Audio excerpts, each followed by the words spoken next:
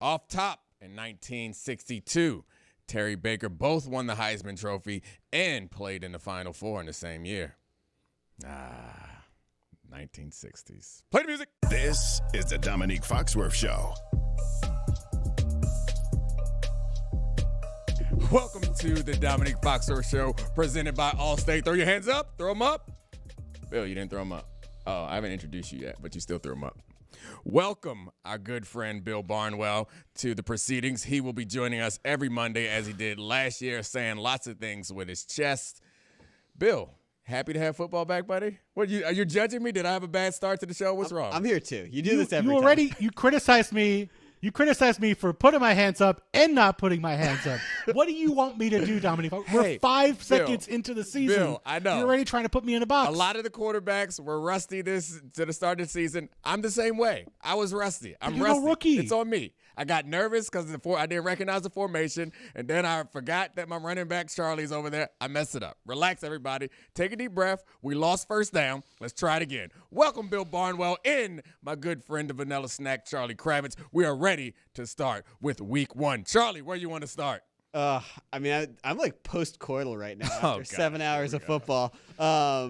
Goodness. And so is Domonique Foxworth, because his cousin Dak Prescott signed a contract for $231 million. Here we go. Here we go. Dak is not actually my cousin. If he was, I'd be a lot more excited. But I am happy for Devin Hester. He got in. He's my cousin. We had a lot of Devin Hester talk recently. But no, let's talk about this Cowboys-Browns game and Dak's contract and all the things that it means, because I want to start with the game first. We'll get into the contract. But to you guys, what was the bigger deal? The way the Cowboys looked after their offseason drama, because they came out and played like this 12-win Cowboys team, or the way Deshaun Watson looked, which is someone who should never be on an NFL field ever again? I mean, I think you kind of tainted the jury with the way that you described it. I think that I was definitely more surprised, and it's a bigger story. We shouldn't be surprised because Deshaun Watson hasn't been good, and I think we all expected him not to be good. But I didn't feel like I'd come out of this week thinking, you think they're going to start Jameis next week?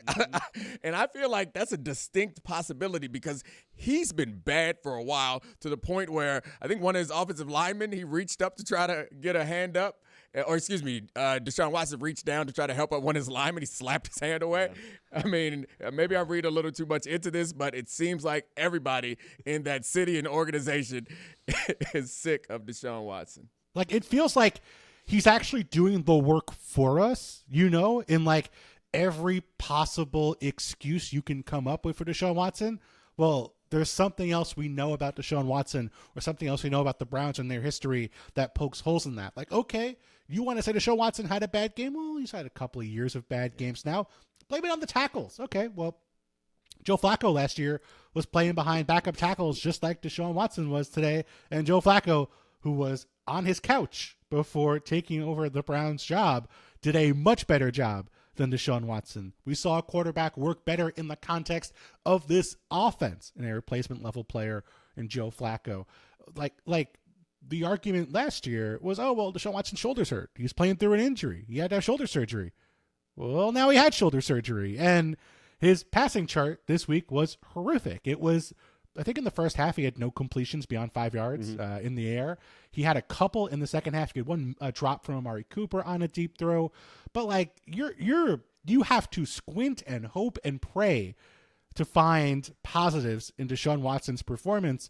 And now, because Browns fans saw Joe Flacco succeed in this offense in the second half of last season, they know the story. Like, they can't convince themselves that Deshaun Watson is the guy. And you saw this week, halftime, they got booed off the field. Week 1, coming off of a playoff appearance in Cleveland, where the bar for success is not necessarily all that high with the football team. That is where we're at with Deshaun Watson. There's fewer places for him to hide. And, Dominique's right. Like I think if you are the Browns, you can't rule anything out. This is not just a standard issue bad performance against a good football team. This is the excuse we were hoping was going to be the case for him last year is not the case this year very clearly. Yeah, I mean, I don't know that there's much more to say about this. We could just keep pounding on how bad Deshaun Watson was, but I think I'm also interested in the Cowboys side too. Well, one thing before you move on, because I would actually I try to get to the happy. Don't you want to get to the happy? No, but why not just cut him? I know they owe him, he has a $72.9 million cap hit in 2025 and 2026. But at a certain point, they're not going to trade him. No one's taking him. You're in mid-season form already. Mid-season. Why not cut him after week 1? I don't know, because it's week 1. But, assuming this continues. Okay, yeah. I mean, maybe at some point you can get rid of him. There's no reason to keep a bad quarterback around who is, not particularly good in the locker room, doesn't really shine a great light on your organization. There's really no reason to have Deshaun Watson around if he's not going to be great on the field. By the way, it's not just one game. He's been bad for a presidential term. That's fair. He has, yes. You setting up jokes that I can't make. How dare you? How dare you throw me alley-oops that I have to let go out of bounds? You sicken me, Charlie. I mean, the Browns, would there have been a market for Deshaun Watson this offseason if they just said, hey, just take the contract, we'll give him, a 7th-round pick? I don't think so, but I don't know. People are weird about quarterbacks. Maybe someone would have taken him, but at this point, unless he massively improves, there is going to be no market for him. He is owed $92 million or so guaranteed over the next 2 seasons, in addition to all the dead money that's accounted for on their cap. It is a money. It makes the Russell Wilson trade look like a stroke of genius. That's how bad this deal has been for the Browns. So many dead dollars. So many jokes. It's calling This is a bad alley-oop segment. Just keep moving on. You were about to do something, Charlie. Do whatever you're going to do. Like Jimmy Haslam calling me, hey, David Tepper, do I have a timeshare to sell you? It's like the one call made this offseason. Yeah, I guess that could be the only team that's it. All right, before we get to another sack quarterback, can we do something? Yeah, we should do some Cowboys. I was impressed with the Cowboys' defense. Yeah. The Mike Zimmer addition. Their defense was impactful last year with a lot of big plays, and they made turnovers today too, but the Browns are a run-first offense, and the issue with the Cowboys last year was their inability to stop the run. So if Mike Zimmer was brought on to do that, it seemed like that answered the question. And my big feeling for this team going forward was they were offensive kind of driven team. Last year, big lead early. Defense is designed to stop the pass. I was concerned with the weakness of their offensive line, that they would not be able to get out to big leads, and how good their defense could be to hold them in these games until their offense got points. This was an encouraging start to the season for them. Mm-hmm. Can we talk about Dak?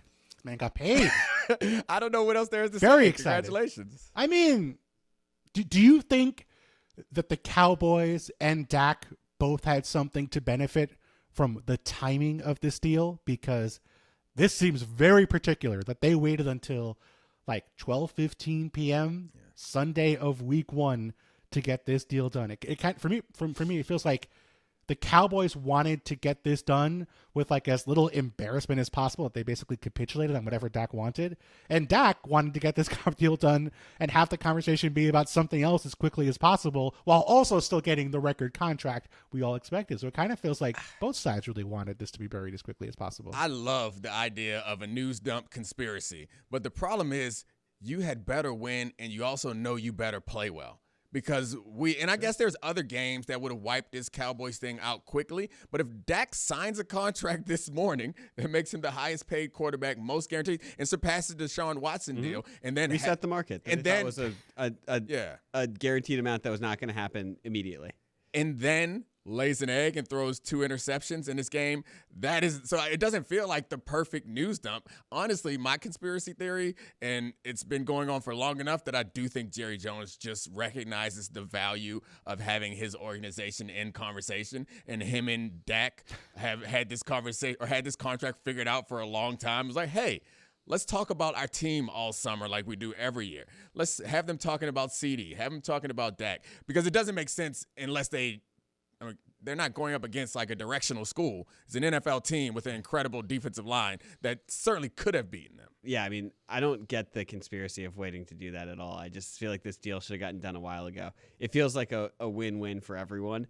And it's one of those deals that I guess that got to look for you. You don't think it's a win for the Cowboys? No, I mean, I do, but if it's a win-win, why do they wait? That's I don't know. That was my argument. Yeah. It's strictly marketing for the Dallas Cowboys. I don't think either of our arguments have equal level of ridiculousness in it, but I think Jerry Jones is actually ridiculous. It's just funny that all of these offseason contracts are ending in the most logical way. Like the Brandon Ayuk thing. We will trade you to the Steelers today if you don't sign this contract.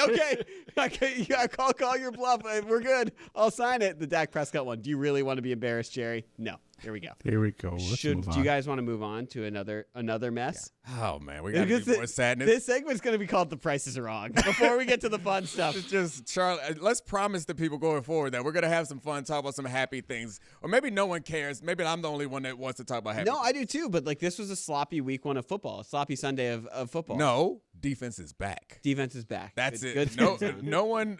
We are taping this before the 8:00 game, and only one quarterback threw for over 300 yards. I think. Yeah. Defense is back. These DBs are balling. Get ready for the rule changes. Not in Washington. Rule changes are coming. Not in Washington. Let's be honest. Like Tyreek is really the one who got that quarterback over 300 yards, but whatever.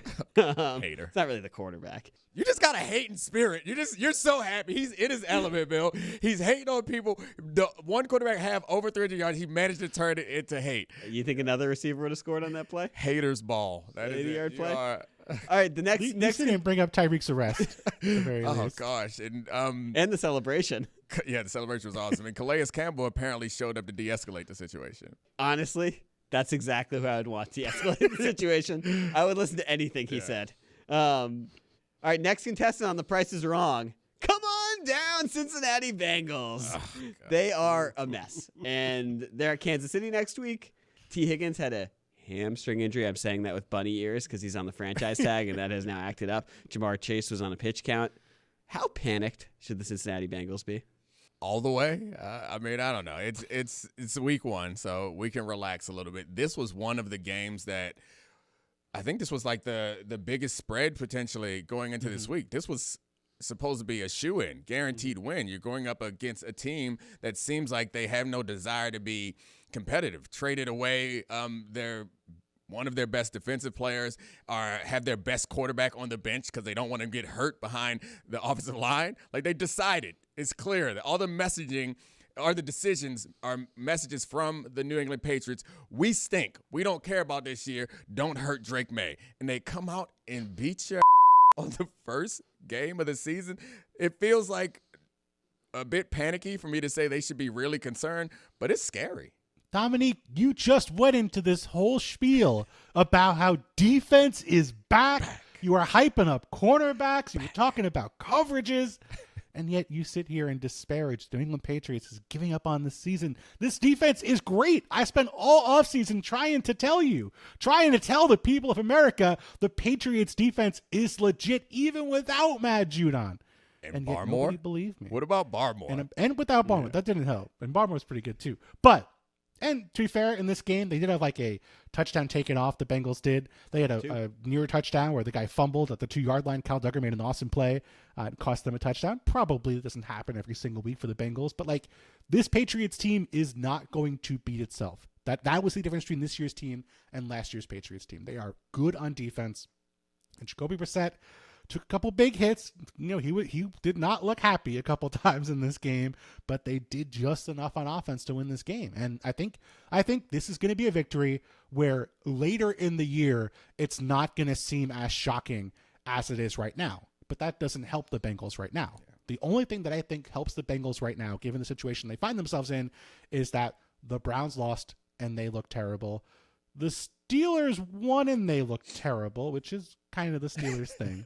And the Ravens lost to the Chiefs. Yeah. So all things considered, you are 0-1, probably a game that you would expect to win, but you're not that far back. It's just a week. I think the team will be okay, but the Bengals do have a lot of work to do in terms of getting their wide receivers back on track, because we saw without T. Higgins, without 100% Jamar Chase, he played like 70% of the snaps, but he was also going through food poisoning. Mm-hmm. I don't know. You can imagine. Maybe if he had more money, he'd get better quality food. He wouldn't be sick. You know, like don't gotta buy his milk on clearance so he can get the fresh stuff in the back. I got this man buying clearance meats. with the red He had the sticker day-old on bread. it. How dare you? Day-old bread sandwich. Andre Yosevas, Zach Moss, Chase Brown, Mike Gesicki, all the dudes who are not Jamar Chase and not T. Higgins could not make that offense work on Sunday. The Bengals very publicly choosing Chase over Higgins and then not getting a deal done with Jamar Chase. They're not a serious outfit.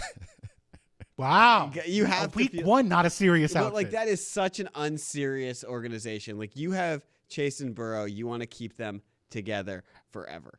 Also, you got to admit, on a side note, you can't have the bleached hair and then have it cut to the sideline and have sad E-boy Joe Burrow as his team is losing to the Patriots in week 1.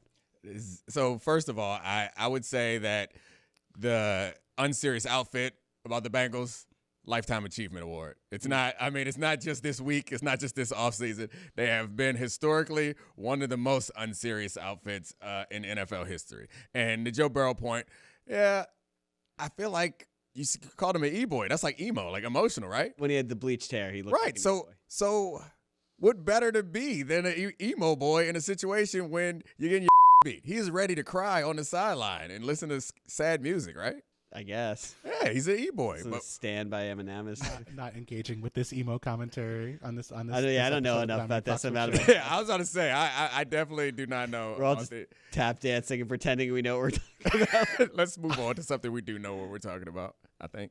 All right, should we another contestant on The Price is Wrong? I can't stand how happy you are. How many? How deep does this roster grow? I feel like you're gonna go through half the league before the show is over with The Price is Wrong. From an unserious organization, from the worst contract in NFL history, to maybe the worst first overall pick in NFL history. Come on down, Bryce Young. You're on The Price is Wrong. He was hemorrhaging confidence today. He played so poorly, and it can't be forgotten that the Carolina Panthers gave up Caleb Williams, DJ Moore, a 2023 top 10 round 1 pick, a 2023 round 2 pick, a 2025 round 2 pick, and then drafted Bryce Young over CJ Stroud. How long? Like we talked about this a little bit. How long can the Panthers stick with Bryce Young if it continues down this path? I mean, if they're losing by 30 points every week, I feel like it's going to be earlier than we expect. To the Saints, no less. Yeah. Normally, I always think of 3 years, right? That is the sort of the time we give most quarterbacks. That is the point where you have to pick up a fifth-year option. It's a legitimate amount of time to build around a quarterback. You find out his strengths and weaknesses. If you have the wrong coach, you have the time to get the right coach, or if you're the Panthers, like the right 4 or 5 coaches around Bryce Young. But we have seen exceptions. Zach Wilson, by what? Like week 6, week 7 of year 2? I think we all knew it was time. It took the Jets another year and a half to figure it out, but by the end of year 2, they made a move to move on from Zach Wilson. And if Bryce Young is as bad as he was today, and he was not good, he threw an interception on his first pass of the game, he was missing throws, he was definitely not confident, the football was sloppy, it was inconsistent, his footwork wasn't great, it was inconsistent. Like he had some plays where his footwork looked fine, and he made some good throws, but it also he was all over the place. Like it was just so remarkably inconsistent. I think he gave him till the end of the year, but could you like you couldn't go into year 3 saying we have to build around Bryce. Like I think at the very least you're bringing in significant competition and hoping he proves you wrong as opposed to expecting that he's going to prove you right. Saying that he's hemorrhaging confidence suggests that he had some confidence. And I feel like after last season, he didn't have much confidence, and then he came in and turned the ball over in the first play of the game. There was no confidence left to hemorrhage. So to your point, Charlie, it's difference between when you completely give up on him or when you bench him, because I think that if things don't get better, benching him is the best thing for him and for this team. And I guess you go with Andy Dalton, but which I guess is a reasonable. He was a professional starter in this league at one point, like totally. Joe Flacco level a decade quarterback. ago. Yeah, I know. That's the same thing. I said Joe Flacco level quarterback. I don't think that you're setting yourself up to be successful, but at least don't put that kid out there don't put Bryce Young out there to get further pummeled and have his confidence completely destroyed. The thing that stands out to me about this game in general was I was surprised. David Tepper is a feels like a villain in the NFL right now. Most fans are not David Tepper fans. They're rooting against them, which I did not enjoy watching this team get beaten, which you normally are like, all right, well, it's kind of funny. Like David Tepper's big ego and kind of feels like he can fix everything. We're in D.C. It is funny when it happens to us. Yeah, it's kind of funny, but I just felt bad. Like all the Carolina fans and the players on that team. But anyway, you're so happy that we're in the sad muck. Can we get to the happy stuff, please? Well, what about the Saints? Like a team whose fans were booing Derek Carr off the field last year as he was getting injured over and over again. This was like a homecoming. Like everyone was excited about the Saints for a week. Derek Carr looked great. They were doing whatever they wanted on offense. They were making Bryce Young look dumb on defense. Like for a week, it felt like it was fun to be in the Superdome with this Saints team, which this was the most fun it seems that they were having since Drew Brees retired. Yeah, I'm with you. Yeah, I don't have to calibrate it for. Earlier I said that the Cowboys were not playing a directional school. I don't know that I can say the same thing about the Saints. This directional school beat Notre Dame this week. Shout out! They beat us too when I was there. I got flashbacks. The Northern Illinois Huskies. They knocked us off one year at the start of the season when I was at Maryland. It pissed me off. So I had an interception that game though. But if you're Dave Canales, can you risk potentially losing the locker room if you stick with him too long? Because you're a first-year head coach. Tepper is known to fire first-year head coaches. Yeah, I don't know if that's in play. I think absolutely if you stick with him too long, but I don't think we're there now. It's most of the people there, I think, understand the situation and understand that Bryce hasn't been helped. And, yeah, if it doesn't get any better, I don't think he will stick with him. And it won't be up to him, would be my guess. My guess is David Tepper, who is very active, is going to be like, I'm sick of this. Let's do something different. Okay, so let's move before we have some fun coming. Yeah. Before we get to the fun, we're gonna dip our toe into some fun, which is week 1 returns on rookie quarterbacks. Caleb Williams, Jaden Daniels, Bo Nix. Some rocky play. We saw why Caleb Williams is in the best situation of any rookie quarterback ever because where's the toe dipping happening in this section, Charlie? We haven't dipped it yet. He's getting us ready. They're healthy. My toes are dry as hell so far. As you start this sentence, they're all healthy. Jaden Daniels is really fast. Those are all positive things. Yeah, where's the dip? Okay. The Bears won. They came back from 17-0. Caleb Williams played terribly. The Commanders got run out of the gym. Jaden Daniels was okay. Of the three, he seemed the most prepared, but he was bailing from the pocket quite a bit very early. And Bo Nix, Boomer Bo, 40-year-old Bo Nix, not great, Bob. He came out and looked rough for someone who Sean Payton is compared to Drew Brees and Patrick Mahomes. Nobody believed that all offseason, right, Bill? Like, at no point did I buy into – so I also didn't understand why Sean Payton was selling him so hard because it felt like it was raising expectations and raising the pressure on a player that no one – and we could all be wrong. Maybe he was just nervous, and at some point it's going to show up and he's going to be great. But, like, I wasn't shocked by Bo Nix having a bad game, and I was more shocked by the idea that Sean Payton's been trying to convince us that he has full grasp of this offense all offseason. I'm a little surprised. Yeah. I don't know that I believed he was going to be Patrick Mahomes or Drew Brees from day one. No, and I don't think him looking good in the preseason was enough of that. I think, frankly, his performance in the preseason was a little overstated. I think he was more inconsistent than maybe some of the tweet threads about Bo Nix seem to suggest. But, like, this was a classic example of the difference between the regular season and the preseason. It was Mike McDonald's first game with the Seahawks. It was a lot of, exotic pressures. It was a lot of sim pressures, a lot of stuff you're going to have to adjust for on the fly. And for Bo Nix, like, whose calling card is, man, what a great processor, so quick with his decision making, knows where to go with the football. None of that showed up. He was seeing ghosts, it felt like, for a good amount of this game. Too many plays where he was just trying to extend it, not his game, just eventually trying to find someone and getting sacked or making mistakes with the football. It could have easily been another couple interceptions in addition to what he did in this game. So, I think of the three, I don't know what you guys feel, whether it's the hype, whether it's the preseason, whether it's, what was coming out of those respective buildings, I feel like Bo Nix's performance was the most disappointing of the three. Yeah, I mean, he did have that pump fake touchdown, which was cool, but he also had scrambled for a touchdown. He also had the "oh no" interception. The commentator yelled "oh no" as he threw it into three people. It was bad.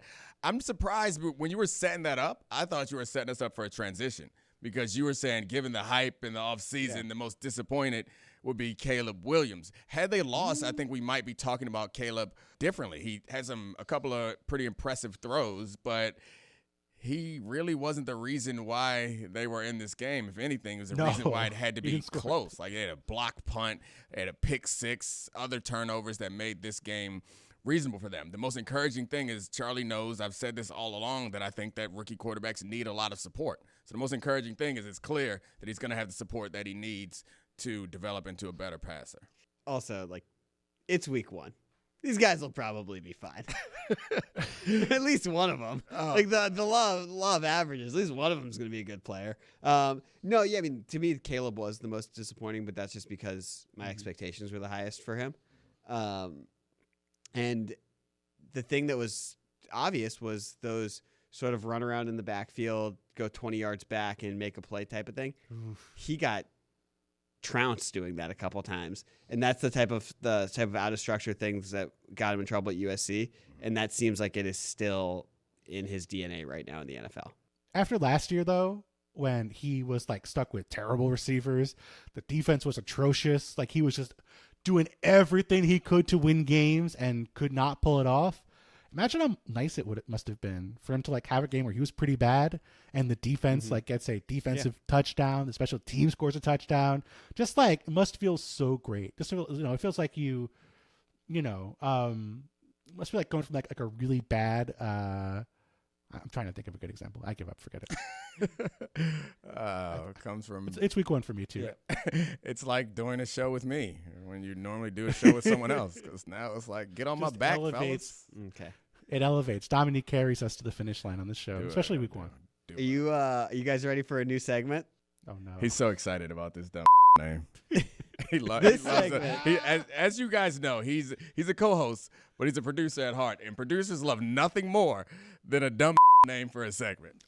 100%. So we're about to dive into the under the radar storylines, the ones percolating just below the surface. That a month from now you're going to be like, "Huh, why weren't we talking about this sooner?" I'll tell you why. Because we're going to predict them now. And this segment is called Nostradamonique. Oh, God. We're going to be presenting the stories you should be thinking about and will be thinking about in the coming weeks.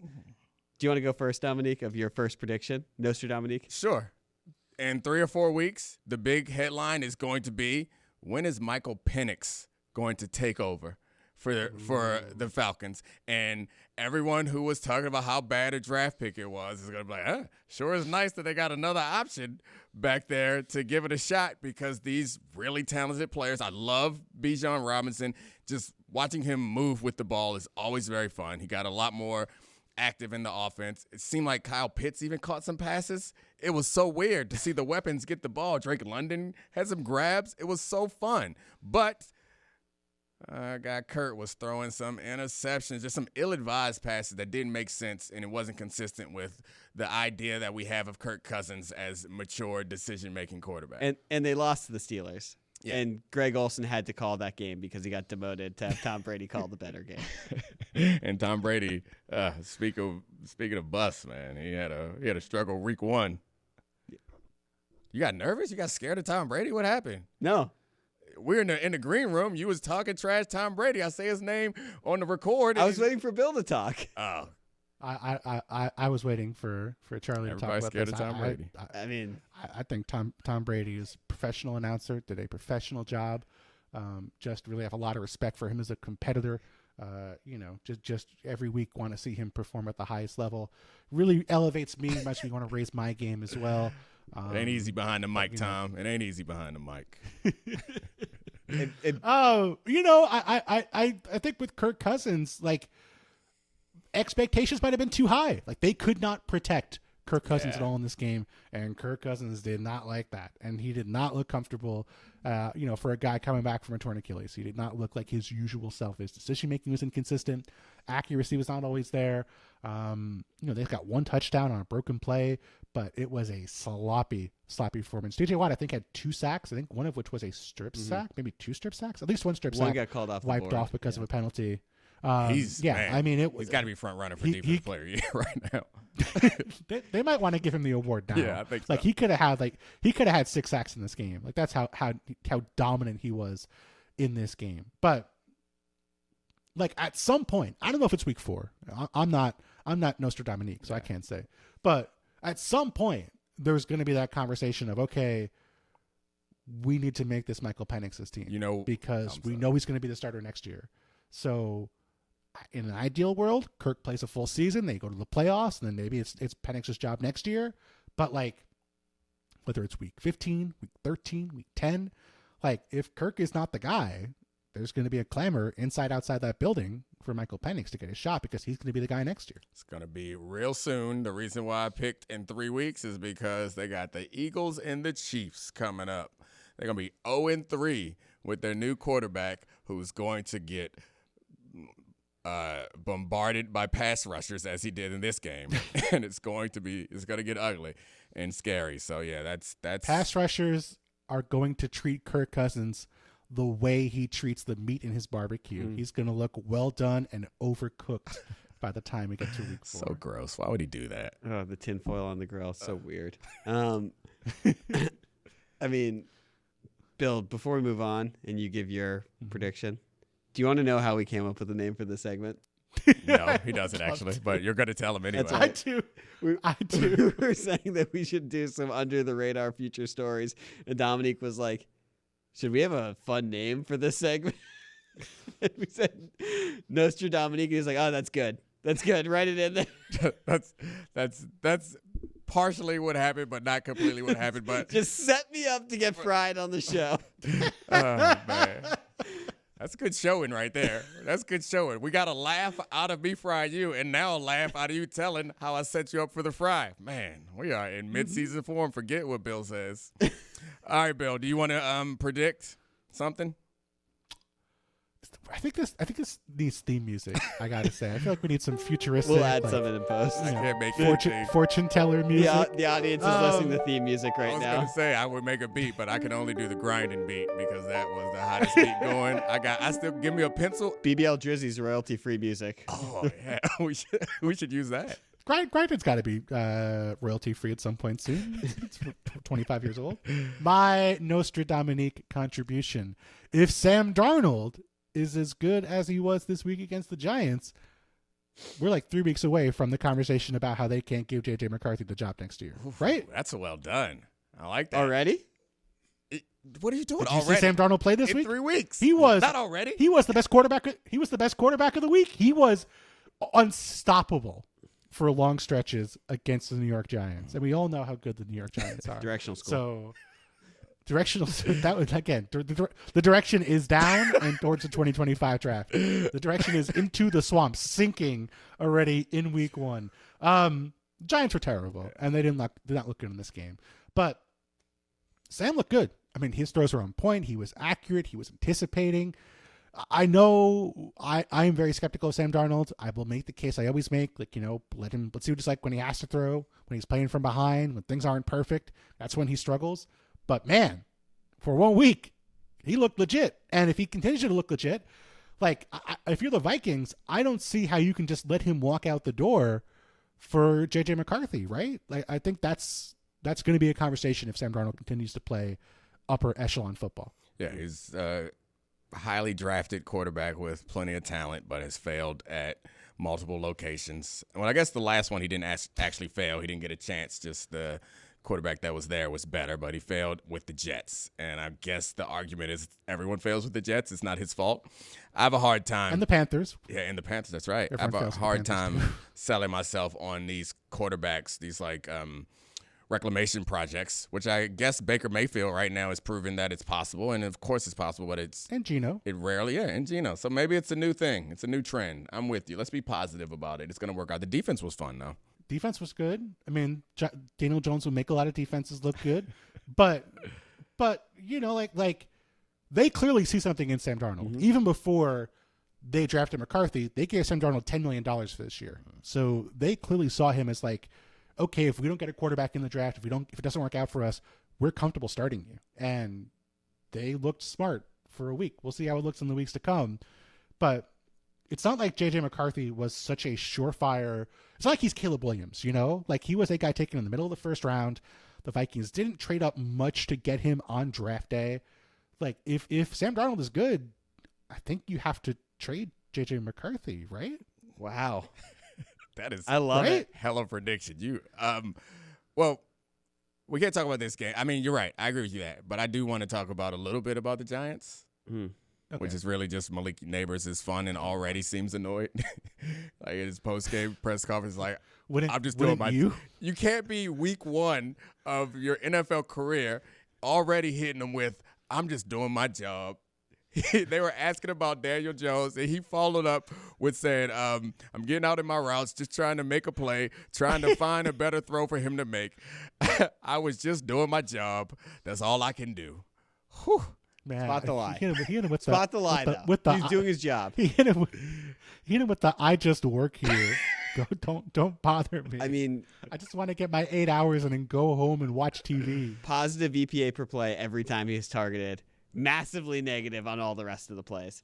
By the way, I'll give my prediction in a second, but I have to apologize to the audience. We talked about Steelers-Falcons, and I did not point out that Russell Wilson wore shoulder pads as an inactive after pulling his calf on a blocking sled. I'm sorry. Hand up. Accountability is the rule in the locker room. That's my job to bring that up. That's on me. You're also in week one for him, Charlie. I understand. Domonique, is that I'm assuming that's not a common occurrence for injured players on the sideline? It's normally not something that happens. Like you put on street clothes. There's no reason to be uncomfortable. There's no reason to confuse anybody and think that you can go in. But wasn't he like the emergency quarterback? The emergency is the third. So if everyone got hurt, they would have put him in. So, I mean, just have the shoulder pads ready. You don't need to wear them. They don't feel good. But I think you had one hand up to take accountability. I think we should put the other hand up. Throw them up. Yeah. Time to check in. Presented by Allstate. My check-in presented by Allstate. Focusing on a player who could help define this season. This player was in Brazil on Friday night with the Eagles' victory over the Packers, and that is the acquisition of Saquon Barkley, who looked awesome. He had 132 all-purpose yards, 3 touchdowns, and the rejuvenated Eagles looked very good against a formidable Packers team.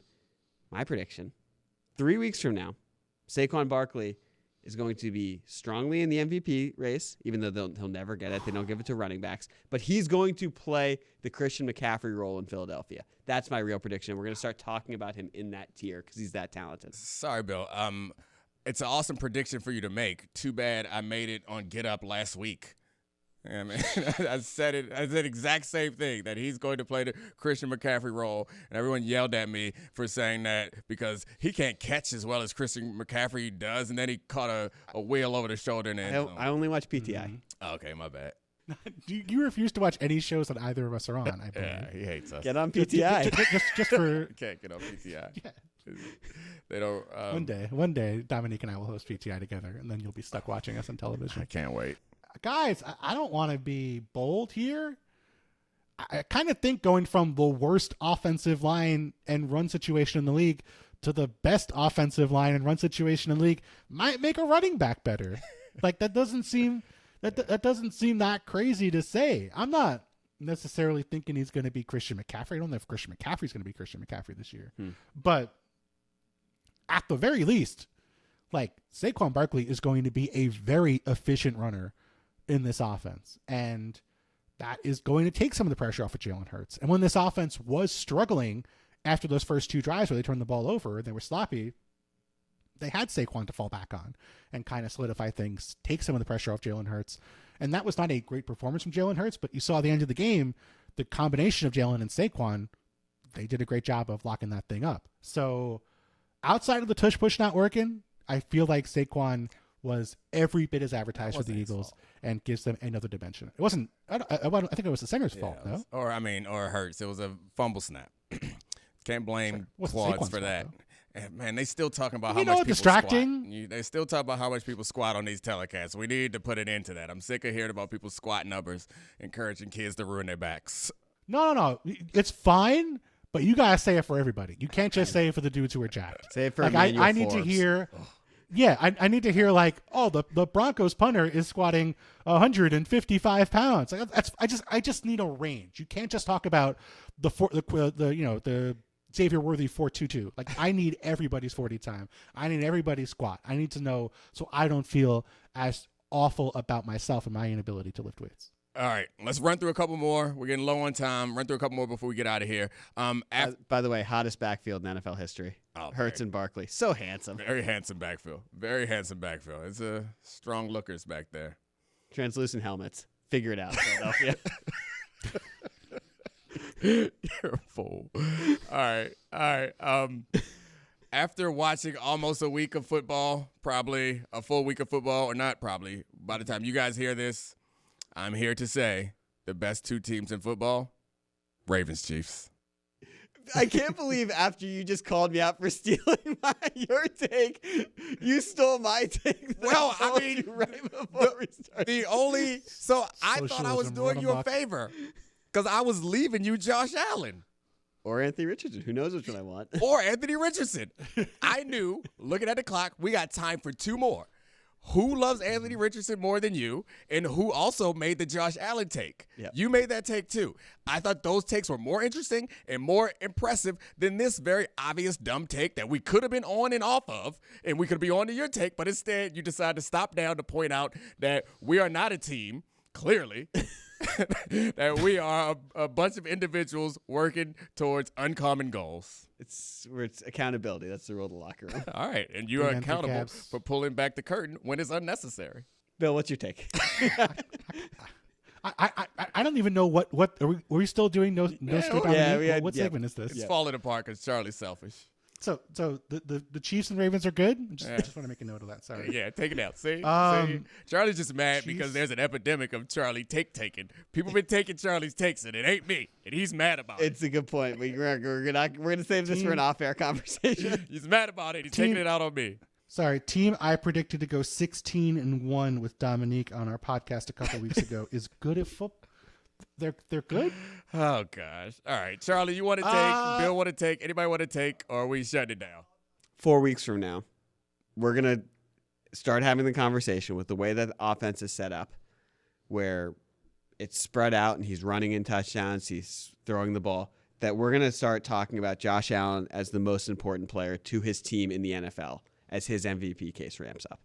I know he fumbled, but he looked awesome today for the most part in the Bills. Win against a paltry Cardinals team. Do you want to on this or should I on it? Who is going to be the You can go for it. You're in person. I can't mean messed up. I mean, because you're predicting something that's happened every year for the past 4 years. Like every year at some point in the season, we say, man, Josh Allen isn't the best quarterback in the league, but he certainly is more important to his team than everyone else. Like it's something we do every year. We also say the Ravens and Chiefs are good every year. Fair point. I love us. Didn't say this was the newest edition of takes on the Domonique Foxworth Show. Man. I will give you a legitimate Anthony Richardson take to finish this segment and close out this show. 3 weeks from now, we will be annoyed with Anthony Richardson and not overwhelmed with his delightful enthusiasm and ridiculous 1-of-1 throws.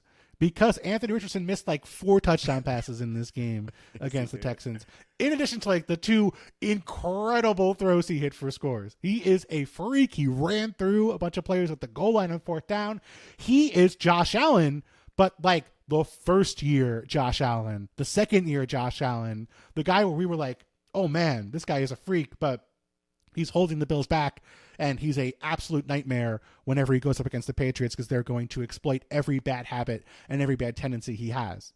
Anthony Richardson, we're seeing more of him. We saw a full game from him, which was very exciting, but like he was either really good or unfathomably not NFL caliber bad. And that is going to wear on people as we see more and more of him, as exciting as he is at his best. I love him so much. He is the biggest stan for Anthony Richardson. I'm a Stanthony Richardson, hands down. I mean, he is awesome.